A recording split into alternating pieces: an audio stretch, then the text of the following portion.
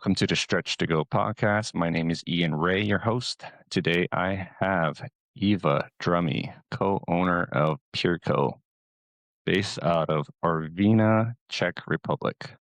Iva, welcome to the Stretch to Go podcast. Hello, thank you very much for having me. And hi, Ian. Hi, We're happy to be on the podcast as Peerko. thank you. So Iva, how did the name Peerko come about? What is the name Peerko about? So in the beginning, I was thinking like how to name the company to make it meaningful for English speakers and easy for them to pronounce. But also, I didn't want to forget about the Czech heritage. So I wanted to have something that's both Czech and easy to pronounce in English. And Peerko, with a slightly different spelling, is a little feather in Czech language.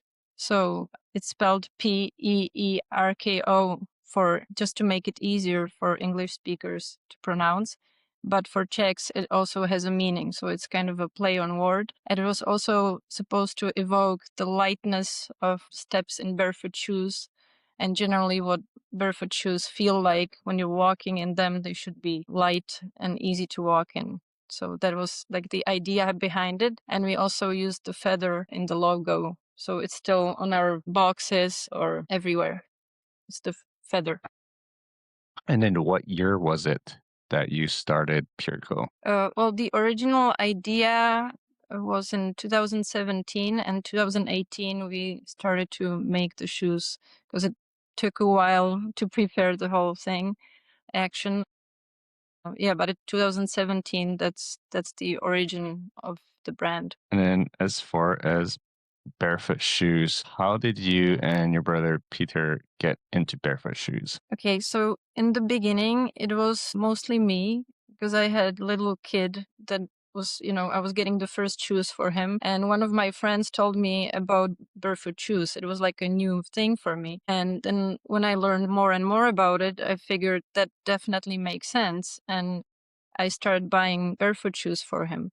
And that wasn't that hard because already in the Czech Republic, there were several brands that were making decent shoes for kids that were barefoot. But then I found out I would like to, I wanted to wear them myself, but I found out that there are really no brands that I would like the design of. Or there were some like small shoemakers, but you could tell that the shoes were made, kind of like almost at home. So they didn't look that professionally made. And the design wasn't that great for me, at least. Mm-hmm. And I just got interested in the endeavor, and I started to find out more and more information about how I could maybe get into this business or at least influence somebody to make shoes that I would like to wear.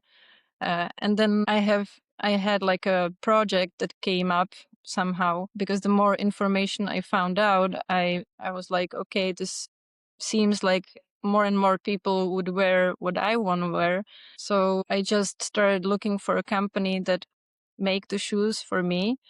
And I found one factory that would work with us. And then my brother joined in because it started to be a big task. So he helped me, especially with the technical issues like a design, because he's an architect originally. And he helped me to design the shoes and work with the factory with me. It was that was the origin, like just coming from the need to have the shoes that I would like to wear. And basically that's what's still kind of leading us nowadays, because we make shoes that we want to wear. So that's the origin. And then also I wasn't like super rich by that. Well, not that I'm now, but generally I wasn't that rich to invest like everything I own in the brand. So I just figured the crowdfunding might be a way. And also it would show me whether there is enough interest to launch a brand the way I imagine it. So we started a crowdfunding campaign and the Barefoot community supported us very much. So we had enough money to start it and to get all the lasts and all the forms for soles and everything. So it definitely helped in the beginning. And also just it proved that there is a space for Peerko and for our shoes because people wanted them. So we started with the crowdfunding, and after that we evolved from there. We started with canvas shoes in the beginning, and then we went into making leather shoes. And now we have more and more models also vegan as well. So that's the beginning. Would you say you never thought about starting a brand or company before? Because what's your background professionally? So I studied at the university, I studied international trade and international relations. But after that, I worked for a pharmaceutical company for many years. So I knew nothing about shoes, like how to make them, and I had to learn everything. We went, and it's been a great journey for me, and I'm still learning, obviously, but it makes just much more sense to, like, for my lifestyle and what I want to do for people and for generally something meaningful. So I like what we're doing and that we're bringing shoes that are healthy, and it just it's great. Yeah. And Petr, I mentioned before, he's an architect. Also, not that much related to shoes. I always hear stories from founders of different barefoot shoes who also don't have background in footwear or e-commerce. And so I think it's just the journey of being a founder of a barefoot shoe company. It's just you learn a lot along the way. And Yeah. so I'd like to know a little bit more about, I guess, Peerko and how you create your style of shoes. And so if you'd like to talk about where do you get your design inspirations from? Well, like I mentioned, it's usually coming from my own need or Petra's or somebody in our surroundings that wants something that we cannot see on the market. So it's usually that. And also it has to, truthfully, it has to come also from the materials that we can put our hands on, because not everything is available. We are not a gigantic company that would have materials made for them only. So it depends on also on the materials that we find, and we find them durable, ecological, and also healthy. So it comes from that, and it comes from the need we have, and also from the current styles, what people generally want to wear. But how we started to design shoes that we thought that they are not on the market. We have some staples that people love so much that we basically base the new models on them, because we also, one of the points of, like, one of the things that are hard about barefoot shoes, you have to have the right shape and the right cut for certain amount of people, because barefoot shoes have to fit you just right. But we cannot make shoes only for 5 people, obviously. So we need to find some compromise between the shape, the fit, what people need, and what would fit them. And what's interesting is we use, they were actually based on my foot. So we're still using those, and it seemed to prove that this shape fits a lot of people. So I guess I have like an average foot or something, but it fits, and that's the great advantage that we found the right shape for many people. Because, as like I said, like each brand has a slightly different shape or size, and this is good, and this is how it should be on the market, because people should look for the right shape for them. But we're lucky enough to have a pretty big customer base that a lot of people say that our shoes fit them just right. So that's great. I agree about the whole foot shape to each person because, like, for me, wearing your shoes, I have no problem with, my little toe or my big toe being squished at all. I know some brands, they tend to be more narrow on the toe box, still foot shape, but at least for me, it's felt comfortable enough for me to wear this casually everywhere.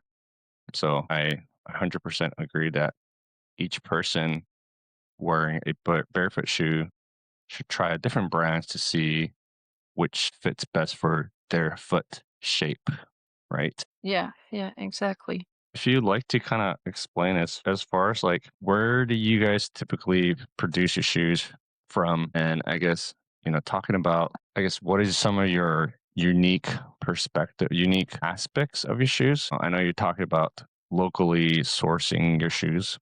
So what talk about where do you first produce your shoes and then where do you get these materials from? Hmm. Okay, so we make our shoes only in the EU. We have a couple of factories right now that we work with in Portugal and in Poland. We worked before with some Slovakian company also, but right now it's Poland and Portugal. And those companies, we handpicked them and selected the ones that they're also family-owned businesses, just like our company, and they're very reliable and they take care of their employees. And it's very important to us. We get offers all the time from China, Vietnam, various companies offering that they'll make shoes for us, but we don't want to do that because we want to know who's making our shoes. We want to be in control of that. We want to be able to go to the factory anytime we decide to. Like, I can go there, like today and, or tomorrow, and I don't have to plan ahead. And we know who's making them, how. We know them by name. A lot of these people, the workers, we know that they are taken care of and they get fair wage. So that's important to us. So we don't want to move the production ever to anywhere else, even though it's very costly to produce shoes in Europe. But it's still important to us how they're made. And the same goes for the materials that we use. They're sourced only in the EU. And before we start using something new, some new material, we always test it for a long time. And for example, the vegan options that we offer now, we were looking for the right material for a very long time because it's very modern to use these, I don't know, pineapple fiber and cork leather and all that stuff. But the tests we did with them not very good because they didn't last as long. And also, if you look into really deeply into how they're made, then you'll find out that, for example, cork, it's not just cork. There's a lot of glue in it. So it's actually not that healthy for you or for the planet. So what we decided on, instead of getting these super green materials by name, at least, we use microfiber, which, yes, technically it's, you would say, plastic, but it's a high quality microfiber and it lasts a long time. So I think that's very ecological from that point of view, that instead of, using 3 pairs of shoes that fall apart within a couple weeks, you have something that will last. So that's how we select the material. We also use still a lot of leather because a lot of people want that for the properties. But more and more people are liking our vegan options also because they're more durable and also you don't have to take care of them as much as you need to take care of leather. But when it comes, when it comes to the source, so yes, everything's from the EU and we make them only here. If you'd love to kind of show us current models and collections that you have available at Peerko. I know spring summer's around the corner, but what do you have in store as far as shoes and the different types that are coming out soon? Yes, so what we are selling now and for the spring collection, we have these new moccasins, like in 3 color. They're very light, super light, even lighter than most of our shoes because they have a slightly different sole for example, from the shoes that you have on the table. Hmm. So they're very light, very flexible. They're leather and they come in 3 colors.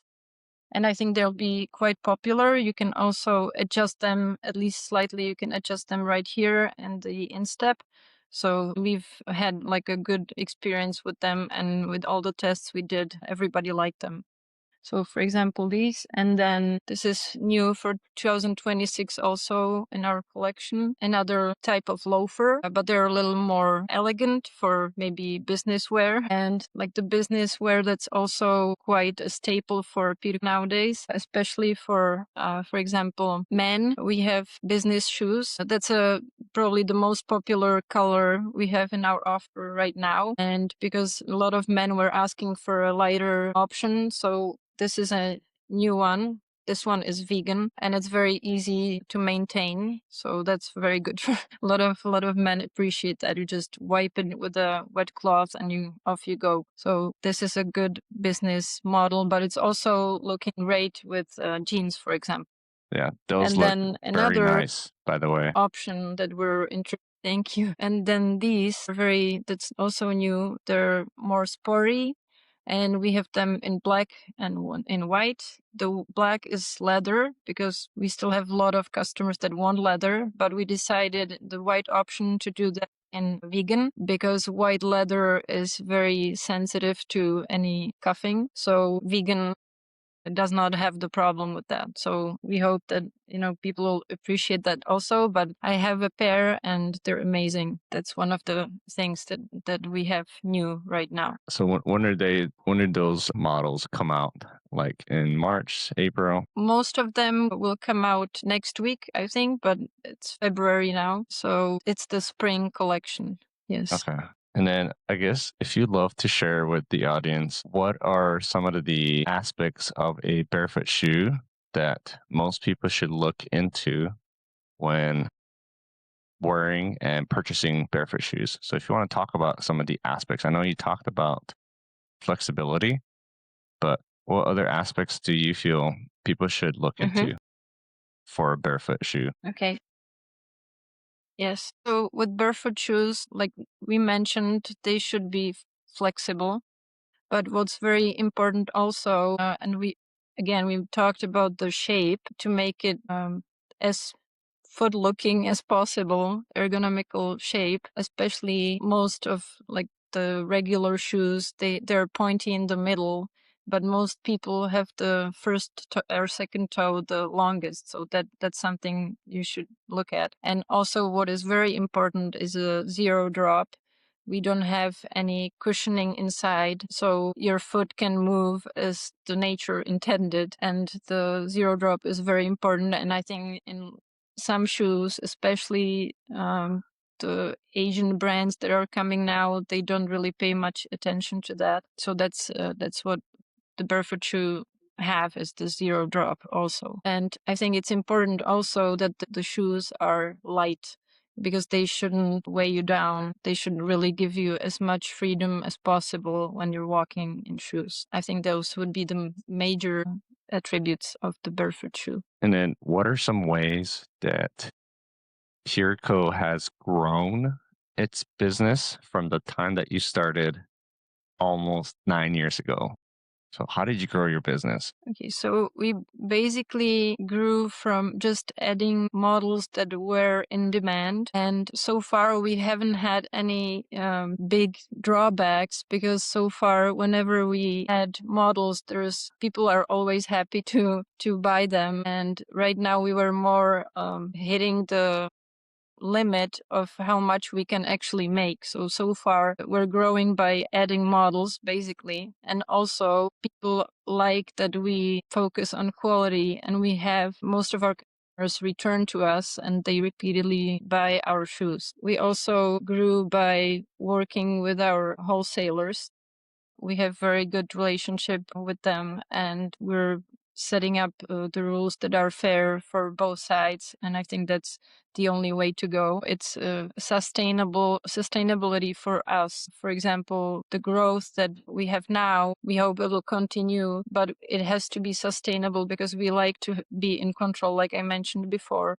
We want to know how the shoes are made, me and Petr, who is the CEO now of the company. So we still have the shoes in our hands every day, and we are hands-on with so many things, pretty much everything in the company. And we like to keep it that way. And you cannot do that when you have a gigantic company. But for us, it's a personal thing and it's a family business, so that's how we work with it and that's how we grew it. And also we I mentioned the wholesalers, so that's how we treat them also as kind of a family, because we think only when they do well we do well, and also we appreciate that they get our shoes, they bring them to places where we cannot personally be present, and they're on the markets where we are not. So it's both sides have to profit from it. So we like working with our wholesalers, even though for us it means less of a margin, but it means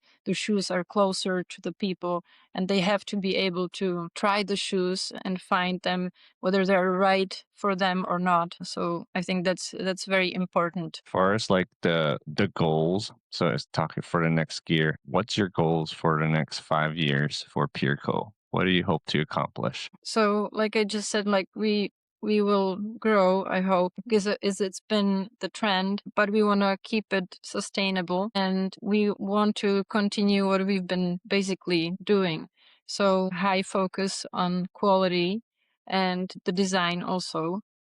We are also preparing a smaller off-brand, but I cannot tell you everything about it just yet. If you'll have us again, we can present the new concept and the brand soon too. And that's what we are kind of focusing on right now. But generally, yeah, we just want to keep doing what we've been doing and still bring people the good quality shoes and the design that we like, because I think what we also do introduce a lot of colorful options, because most people end up buying black and brown, but there are still a lot of other colors, and there's a lot of customers that are bolder and they would like colorful options, so we do that also. I think that, or I know that a lot of them appreciate it, because especially with barefoot shoes, especially in the beginning, it was very dull and boring, and now it's exciting.